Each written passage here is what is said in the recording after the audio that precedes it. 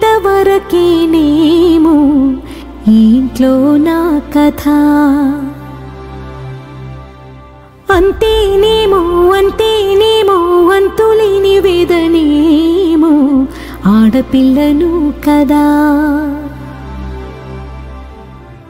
మళ్ళీ తిరిగి అడుగేసేది వచ్చిపోయే చుట్టూలానే. నేను పుట్టి పెరిగిన ఊరికి ఇంకా పైన పొరుగురిదాన్ని. కట్టదాటి గంగ నేడు కంట పొంగెనే. ఎంత ఎంత యాతనో ఎంత గుండె కోతనో ప్రాణమోలే పెంచుకున్న పిచ్చి నాన్నకు దూలమిరిగి భుజముపై పడిన పిడుగు పాటిది. ఇంతకన్నా నరకమే లేదు జన్మకు. ఇంతేనేమో ఇంతేనేమో ఇంతవరకేనేమో ఈ ఇంట్లో నా కథ. ఈ ఇంట్లో నీ కథ. అంతేనేమో అంతేనేమో అంతులేని వేదనేమో ఆడపిల్లను కదా.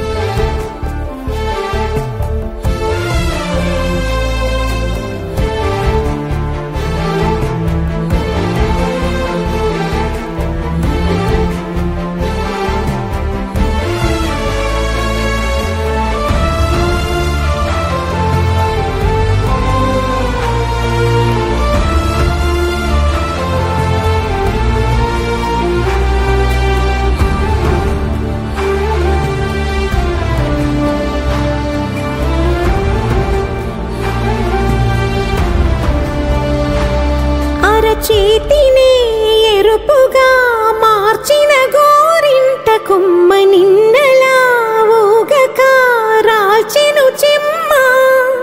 వాకిట నేనేసిన 9 వర్ణాల ముగ్గు విగతగా చూసిని విడిపోయామా. గుంజనే గుండెనే ఎవరో అన్నంతగా వేదనే బాధనే నాన్నకు.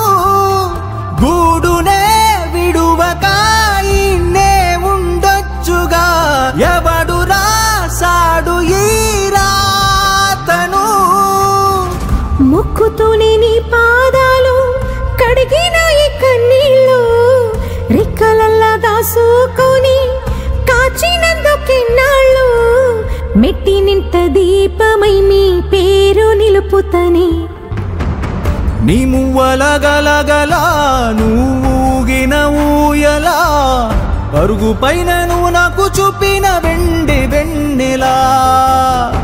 నేను మింగే మెతుకులా నా మిగిలిన బతుకులా అది కుంటమే తల్లి నువ్వు జన్మ జన్మలా. ఇంతేనేమో ఇంతేనేమో ఇంతవరకేనేమో ఈ ఇంట్లో నా కథ. ఇంట్లో నీ కథ.